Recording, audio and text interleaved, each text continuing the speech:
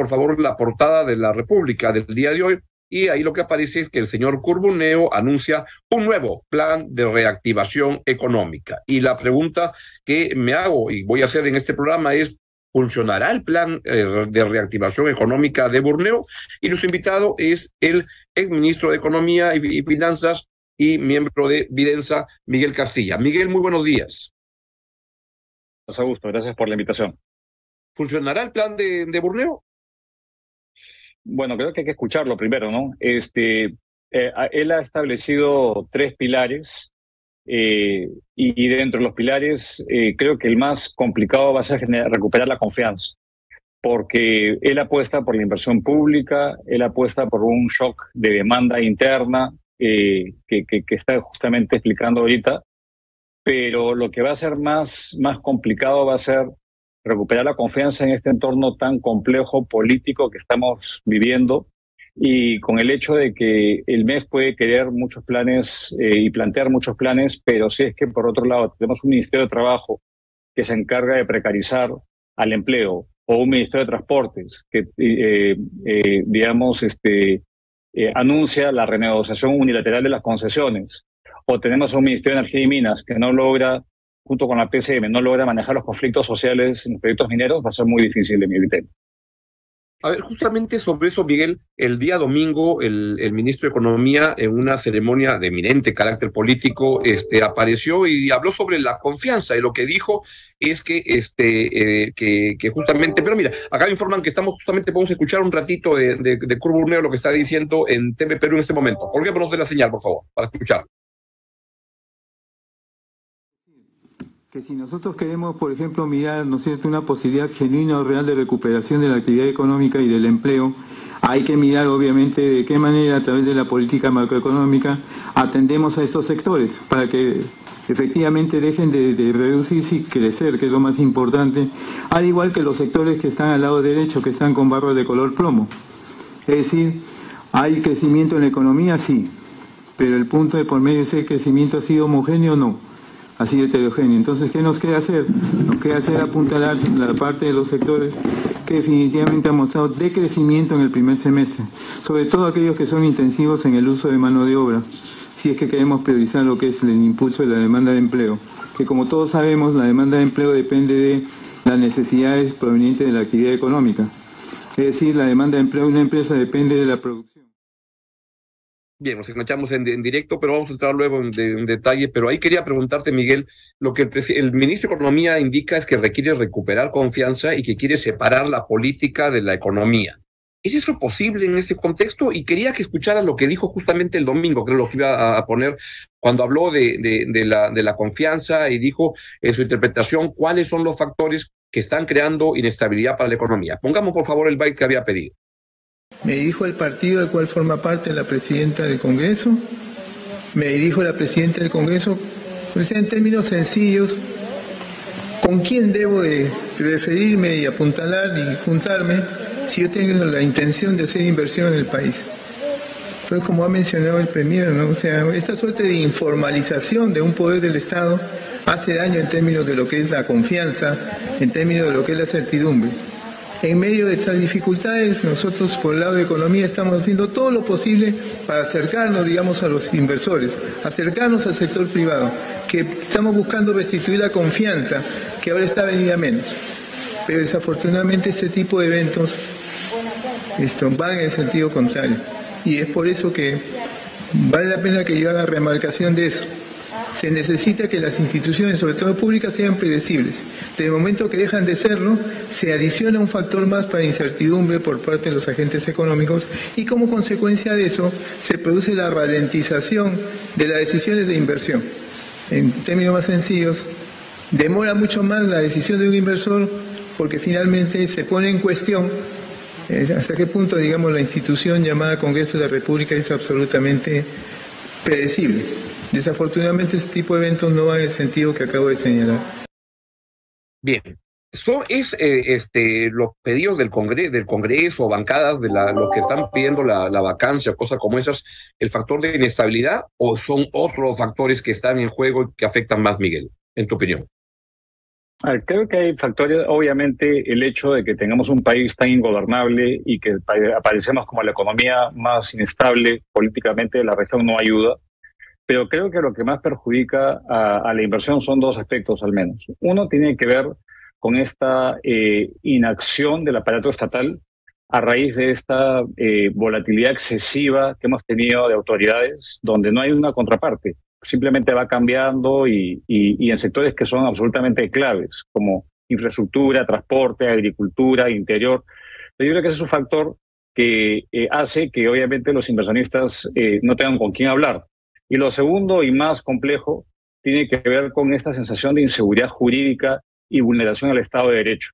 Porque si bien podemos tener un ministro de Economía bien intencionado que plantea algunas cuestiones, tenemos obviamente a un Ministerio de Justicia que no está actuando debidamente, ejerciendo su cargo, que no defiende al Estado, parece que defiende solamente al presidente, o tenemos estos ataques del propio presidente a la Fiscalía, y yo creo que la visión que plantea el ministro en su declaración es bastante parcializada.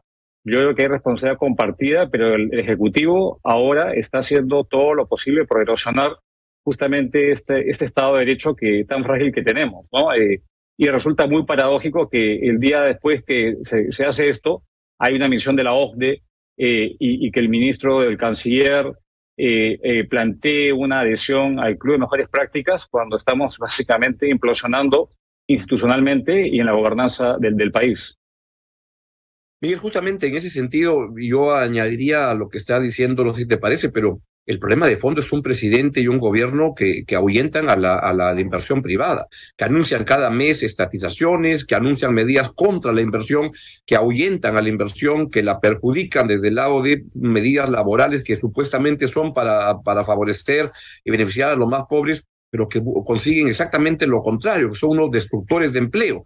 Entonces, ahí está el problema, y lo que me preocupa es cuando sale el ministro de Economía en este contexto y sale además diciendo a llamar confianza cuando el domingo aparece con esta comparsa política de defensa política del presidente y él mismo quiere separar la política de la economía. ¿Dónde está el problema para construir confianza hoy en día? Mira, el ministro en una declaración, en un semanario, él lo que dice es que se requiere estabilidad en las políticas públicas, en las regulaciones, sean estas buenas o malas. Y ahí yo tengo una discrepancia profunda con eso, porque Obvio. tú puedes obviamente crear certidumbre, pero si son políticas malas, tampoco van a ayudar. Y lo que claramente es un ejemplo de políticas erróneas que han sido impugnadas son las laborales. Las laborales, Augusto, benefician a un pequeño segmento de la población, pero dejan al grueso de la población totalmente desatendida, me refiero al trabajo informal, y lo que hacen estas políticas es precarizar aún más. Y no solamente eso, sino que incluso atentan contra la prestación de servicios públicos básicos que brindan las empresas públicas, que ahora van a tener que incorporar a una planilla funcionarios o trabajadores que hacen funciones tercerizadas, por ejemplo, y van a dejar de atender inversiones tan necesarias. Entonces, creo que hay una falta de consistencia y coherencia. El MEF puede crear este shock de confianza, pero si tenemos un Ministerio de Trabajo que va por la libre o un Ministerio de Comercio Exterior que se dedica a negociar objetivos mercantilistas de algunos segmentos, digamos, con tratamiento tributario preferencial que no tiene ningún tipo de base técnica, entonces hay una falta de coherencia total y son justamente estas políticas desacertadas que lo que hacen es minar la credibilidad y minan obviamente y mantienen las expectativas en el plano pesimista. Yo no sé si es que el ministro en su plan va a anunciar algo al respecto, porque si es que ese meollo del asunto no se atiende, las expectativas van a seguir siendo negativas, aunque se pare de cabeza el gobierno. Y en esa dirección también quería preguntarte, ¿la corrupción cuánto afecta a la inversión? Porque yo escucho de muchas empresas que dicen, no me puedo acercar a conversar con los ministerios sobre políticas públicas de inversión, porque, y lo dicen de esa manera, y no voy a decir qué empresas son, pero me preocupa que me pidan coimas en el Ministerio de Transportes, en el Ministerio de Vivienda, en los ministerios de la producción. Es un gobierno que lo que tiene se ha ganado una fama en un año de asaltantes. Entonces las empresas prefieren no acercarse al gobierno porque les preocupa que les pidan sobornos. ¿Afecta la corrupción a la inversión? Por supuesto, por supuesto. A ver, el Contralor hace un ejercicio de cuantificar cuánto suma la corrupción y de obras, ¿no? Pero hay una corrupción muy pequeña que es en estas normas muy difíciles y que hacen la vida, digamos, del pequeño emprendedor muy, muy difícil. Entonces, evidentemente, el tema de la corrupción mina el Perú como fuente, digamos, como fuente de inversión y se desvían recursos que pueden ser utilizados para otros usos. Entonces, creo que el hecho de tener este gobierno, efectivamente, como tú bien dices, se ha dedicado en algunos predios a extorsionar, porque eso es lo que está haciendo a algunos grupos empresariales para darles el EIA o renovarles el EIA, pasar por el SENACE, digamos que es la entidad que otorga estos permisos, se ha vuelto una viacrucis y muchas veces la salida es que pasen por caja. Lamentablemente a eso se ha reducido, cosa que no se ha visto en el país. La corrupción no es nueva en el país, pero ciertamente se ha agudizado de manera tremenda. Y no hablo de los escándalos, digamos, o las investigaciones en curso en torno al presidente. Hablo de toda una estructura que se ha instalado en ciertos ministerios que básicamente ven como su tajada de la torta que les toca repartirse. Y es una visión bastante mala para un Estado de Derecho y para un país que quiere progresar, y con este tipo de prácticas lo que hace es orientar obviamente a la inversión. ¿Y quién va a querer estarse con un gobierno que le puede pedir pagos, sobornos, como efectivamente está pasando en muchos sectores? Transportes es un ejemplo claro, energía, minas era uno. Creo que ahí ha habido, digamos, un cambio, una mejora, pero eso es una práctica lamentablemente generalizada y que el MEF no lo va a poder controlar si es que no viene una, digamos, consigna desde la cabeza, cosa que no estamos viendo. Y los extorsionadores están sentados en la misma mesa del Consejo de Ministros, con los cuales comparte decisiones el ministro de Economía, Kurt Burneo. Otro elemento del plan es una serie de subsidios, como se menciona, y ahí está lo que están hablando es subsidios al GLP, al transporte y a la electricidad. Esto funciona para sectores vulnerables, pero ¿cómo anda el tema fiscal? ¿Soporta? ¿Se ha debilitado? Veo que el Consejo Fiscal está poniendo luces de alerta en el tema. Sí, la verdad es que uno de los temas centrales del Consejo Fiscal es que advierte que el MEF ha identificado técnicamente una serie de riesgos fiscales, pero que se ha zurrado en esas recomendaciones a la hora de plantear el presupuesto y a la hora de plantear la política económica. Entonces, ahí hay un tema real, digamos, obviamente, por dimensionar, ¿no? Este año se han dado subsidios, alivios tributarios, más o menos que han costado en torno a los 3.500 millones de soles. Y eso, digamos, ¿qué suma? Los alivios tributarios al IGB, la inaceptación al selectivo, le damos los subsidios al balón de gas. Eso no se ha traducido en reducir el impacto inflacionario a la población más vulnerable, pero ha ocasionado, digamos, este forado. Ahora lo que ellos están planteando es prorrogar algunas cuestiones. Yo creo que, por ejemplo, no sé, el balón de gas sigue siendo caro y hay el programa del EFICE, de balones, de vales para subsidiar la demanda. Eso podría ayudar, pero también hay cierta inconsistencia y sigo con el ejemplo del GLP. Por un lado se subsidia el GLP, pero por otro lado se quiere reconvertir al gas natural vehicular.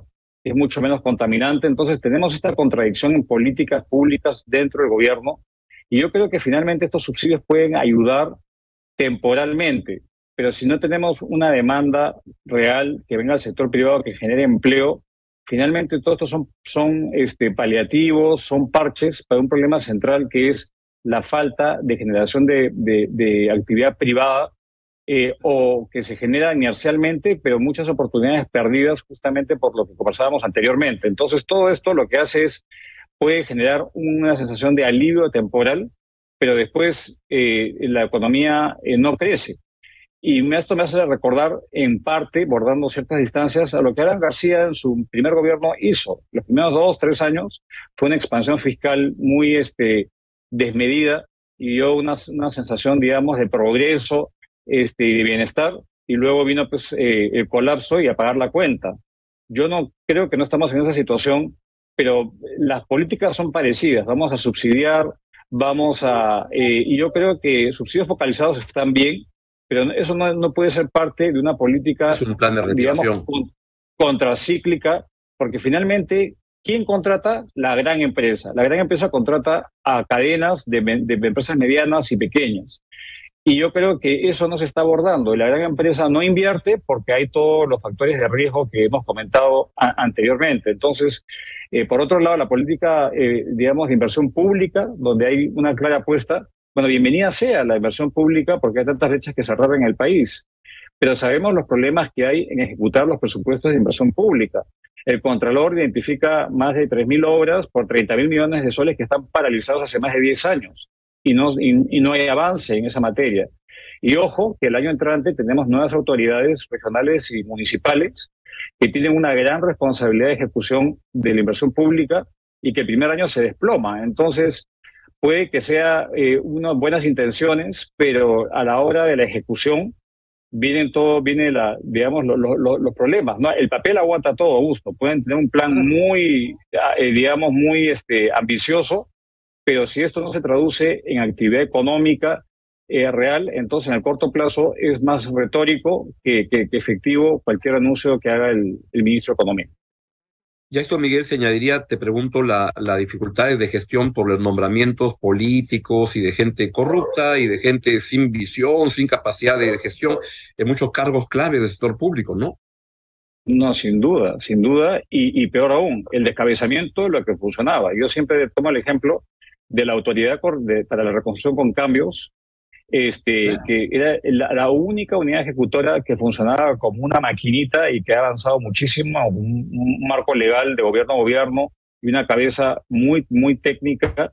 Y sin ton ni son la sacaron a la jefa y toda la gente que trabajaba ahí técnica, muchos del MEF y otros sectores, se han ido, porque básicamente se ha visto esto como un botín quizá, o lo han visto, digamos, como están politizándolo. Entonces yo creo que eso lo que hace es que, digamos, no tengas autoridades con las mínimas competencias para poder llevar a cabo estos proyectos de inversión.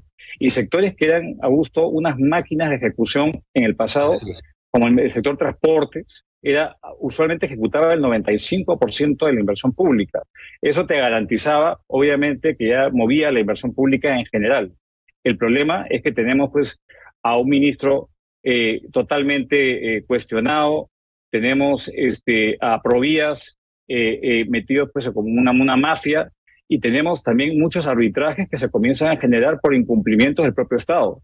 El Ministerio de Transportes hoy en día enfrenta importantes controversias internacionales porque no ha podido cumplir los compromisos contractuales. Ejemplo, lo que pasa en el aeropuerto Jorge Chávez, lo que pasa en la línea 2 del metro de Lima, y al final estamos en este entrampamiento que se ve agudizado por la falta de cuadros idóneos en el Estado, y es un problema real y que no va a tener una solución fácil, lamentablemente. En resumen, mi pregunta final es si no hay cambios en lo que se refiere al manejo de mejor gestión pública, si no hay claridad de ideas para promover, por ejemplo, la inversión privada en el Perú, si no hay capacidad de corregir la corrupción en el gobierno, ¿qué perspectiva tiene el plan de reactivación del ministro Curburneo, por una buena intención que él tenga? Yo creo que efectos, digamos, de muy corto plazo, para decir que hizo algo, pero yo creo que los grandes problemas del país son institucionales, no dependen del Ministerio de Economía, y este plan Impulso Perú, en el tercer pilar de recuperación de la confianza, digamos, trata de hacer algunas cosas, pero la confianza, digamos, se mantiene si hay credibilidad, y no solamente de un ministro, sino de una estructura de gobierno. Claro. De que parte del presidente, el gabinete y acuerdos mínimos de gobernabilidad con el Congreso y respeto de las instituciones públicas y los poderes del Estado, cosa que no estamos viendo todo lo contrario. Y el rol que, por ejemplo, juega el primer ministro, amedrentando a la prensa, echándole la culpa a las grandes empresas en una conspiración paranoica, en mi criterio, no ayuda en absoluto a recuperar esa confianza. Y acordémonos que el 80% de la inversión privada en el país, de la inversión total en el país, es privada. y es la que genera empleo y empleo formal. Entonces, creo que esto es un ejercicio, digamos, positivo, pero definitivamente limitado si no se encaran estos desafíos que lamentablemente cada vez se hacen más acuciosos y condicionan, la política ciertamente condiciona las perspectivas económicas del país. Un ejemplo que te pongo, una reciente reunión privada con empresarios, el ministro Burneo les dijo que estaba en contra de la ley de tercerización que había sacado el gobierno y que iba a hacer su mejor esfuerzo para anularla y cambiarla. Pero ¿es esto creíble? Es como querer quedar bien, pero no darse cuenta que está en un gobierno que promueve ese tipo de políticas por ignorancia, por mediocridad, por politiquería, ¿no?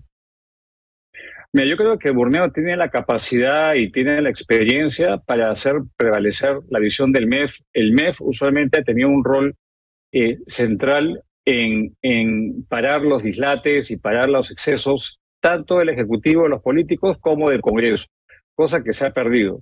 Entonces, si el ministro no quiere, digamos, si se quiere comprar el pleito, yo hubiese incluido dentro de su recuperación de la confianza una cuestión de decir, oye, esto se deroga y se plantea algo en consenso en el marco del Consejo Nacional del Trabajo. Pero él va a decir, es competencia de trabajo, el MEF no se mete, pero el MEF siempre se ha metido en estas cosas, es la verdad. Obvio. Porque es parte de la política económica del país. Y ojo, que yo no sé qué tanto evaluación está haciendo su equipo, porque el mismo equipo sacó un informe negativo que habían evaluado lo mismo en la época de Oscar Graham. Entonces yo no sé qué evaluación está haciendo. Probablemente es un cálculo político para ver de no pelearse pues con la señora Betsy Chávez, con el señor Salas y con el presidente. Y estamos en la época de lo sindical, ¿no? Ahora que se comienza a discutir la ley de presupuesto en el Congreso, estos pedidos van a saltar y obviamente yo no veo al gobierno con una luz de sensatez diciendo me equivoqué, voy ahora a plantear medidas que respondan al mínimo, digamos, análisis regulatorio, que sean equilibradas. Yo veo que acá hay como un doble discurso, ¿no? El MEF hacia adentro dice haré mi mejor esfuerzo, pero se hace la vista gorda en cuestiones que son claramente identificables y que ciertamente darían este impulso a la confianza. Y yo creo que no se están abordando en este plan, por lo menos de lo que se ha escuchado en prensa, habrá que ver pues el detalle, ¿no? Y en honor a su trayectoria y reputación, el señor Burneo debería hablar claro y no marear la perdiz y hablar de pájaros y flores con un plan de reactivación que no va a reactivar absolutamente nada.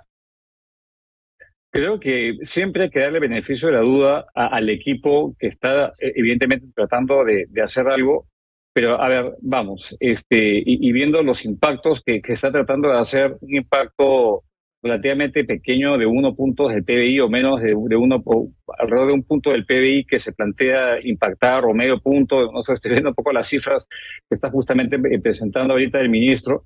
Mira, el país debería estar creciendo como mínimo 5%. El MEF dice que va a crecer 3,5%, el consenso del mercado dice que vamos a crecer 2%. Entonces tú requieres básicamente duplicar el crecimiento del país, no estas cuestiones marginales que lo que hacen es decir, ok, yo hice un plan de reactivación y se llama el paquete Burneo. No, acá se tiene que actuar con seriedad y es todo el gobierno que tiene que ponerse la mano al pecho y decir, oye, acá lo que estamos haciendo es deteriorar a las bases de la economía que venía como un tubo, digamos, con una viada muy, muy buena, todos los sectores post pandemia, y lo que hizo este gobierno fue frenar de un hachazo la reactivación económica, básicamente con los problemas que hemos discutido, la rotación de autoridades, esta precarización de la cosa pública, estas extorsiones y estas políticas mal hechas, antitécnicas. Hoy lo técnico está penalizado y sigue esta sensación antiempresarial que el gobierno lo equivale a una conspiración política en su contra, cuando finalmente no debe olvidarse que su lema fue no tener más pobres en un país rico. Lo que está haciendo es empobreciendo al país con este tipo de políticas y discurso totalmente esquizofrénico que ha caracterizado al gobierno hasta la fecha. Bueno, creo que era el lema, lo entendimos mal, y era enriquecerse algunos que llegaban al gobierno. Pero vamos a ver. Miguel, muchísimas gracias por tu valioso comentario sobre la perspectiva de reactivación económica el día de hoy. Que tengas un gran día. Muchas gracias. Un abrazo, Augusto. Gracias. Un abrazo, Miguel.